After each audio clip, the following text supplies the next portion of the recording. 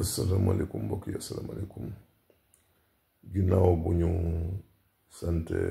yàlla julli sonant bi sallallahu alayhi wa sallam ñu leen di nuyu leen ñaanal jaam di ñaan yàlla mi dal taw dooli dal dooli wér dooli naataange si réew mi suba génn bi nag li ko waral mooy bëgg a delloo si ñenn ñi rek ndax def naan manipulation moom jeex na fi mu nekk nii Sénégal yi comprendre nañu bari léegi réew mi jàmm rekk fi am ak dal xiif amu fi mar amu fi ñu ñaa ngi bakki àlal occupation jàmm ngi si réew mi dal ngi si réew mi xanaa dañuy ñaan yàlla rek mu yokk Jomaay ak Sonko nag li taxoon ñu fal leen ñu ngi si kon def naa ni képp kuy wax day wax pour yàq rek waaye li taxoon ñu fal leen ñu ngi si tey ñu bari gis ni lu bari ngi soppeeku dafa am nag lu fi amoon si réew mi muy tëdd muy dox loolu moo fi jeex lu neex ñu bari nag lu neex ñu bari robinet yi lañ tëj waaw paccax ndiku gi ñu daan def di yàq moom la gaa yi arrêté loolu nag lu neex ñëpp mais réew mi ku ne xam na ni mu ngi dox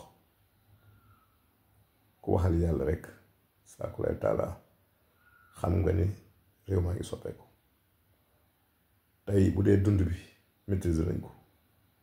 amatul benn yokkute boo xamante ni dafa yokk bu sonal leen amatul gis ngeen avec basculement bi am si courant bi bala yàgg incha allah rabbi dana feeñ facture courant yi tey ndox maa ngi nële les autres de l'eau ñu ko commencé lijjanti fële si Ferlo bala yàgg ndox mi dina wal zone yi gënoon a ñàkk ndox daañu gis ndox bu soobee yàlla te bu ndox amee dañuy mën a am yaakaar si tool yi ndax mbay tool nañ foo xam ne mbay kenn dootu ko wékk si nawet rek mais dañ koy wékk si noor ak nawet su boobaa même bu nawet bi jàllee dañu mën ko ne mbay bi mën a atteindre li ñuy wax autosuffisance alimentaire di bay du ba sëkk lu ñuy dunde te defe naa bu demee ba assuré loolu rek lu bari mën naa yomb xawma ku bëggul liggéey de waaye ku yëngatu tuuti góorgóorlu da nga am xawma nag ku tëdd ak koo xam ne la nga nekkoon jubul waaye réew mi dëgg-dëgg li taxoon ñu fal leen ñu gisi bu dee wàllu sécurité bi ñu gisi tey gis ngeen ñu ngi commencé réguler internet bi sobeel léegi saagay dakk kon def naa ni ñu ngi jubanti ñi luubaloon xaalis réew mi it yoon ngi seen kaw yoon a koy lijjanti loolu yoon nguur gi ne aussi yoon moo koy lijjanti te ñu gisi Jomaay ak Sonko ni tax ñu teg leen fii ñu gisi ñu ngi liggéey ñu ngi doxal ñu ngi jaar si yoon yi nga xam ne moom leen Sénégal di xaare kon na nit ñi ànd ak daal rek te xam ni ñiy yàq dañuy jéemaay duñ sottal te ñii fi nekk de tànk ñu ngi teg seen tànk fii ñu ko teg si kàttanu yàlla danañ am loolu te nañ fi àgg loolu moom bu yeboo ñëpp xam ko gisuma fi lu nit war a mën a kaas loo xamante ni duñ ma teg baaraam nag gisuma ko fi man ku nekk xam na ni man si dëgg lay dox su ma gisoon safaan dama koy wax mais lii ma gis day man dal na sama xel lii dama ko indi pour dalal xelu nit ñi wax leen ne bu ñu découragé mukk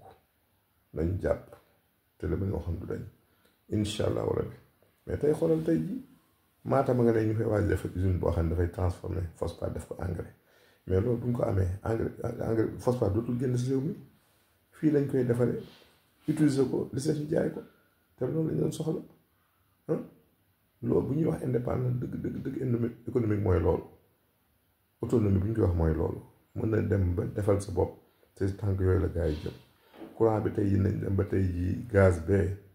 la ñuy dawale ci bàyyi fuel bu ko defee courant dootul cherati te courant bu yombee lu bari yomb ndax liggéey yu bari tey si courant la wékku kon nañu bàyyi jéem gi ñuy jéem di yàq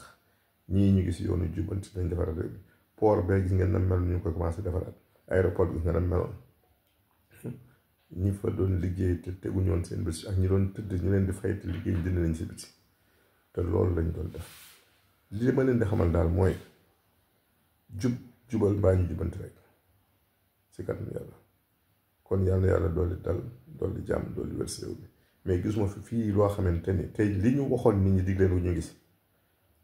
li Ousmane ak Sonko ak président Diomaye diggoon nit ñi teguñu seen tànk Sénégal yi nag kenn mënta jaar seen xel wax ngeen ba ñàkk élection présidentielle ngeen di coow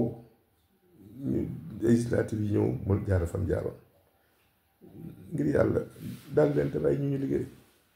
te xam ne Sénégal yaa ngi xaar 2029 bu 2029 ngeen àtte loolu mooy wax ji mais bàyyi leen gars yi ñu liggéey mooy wax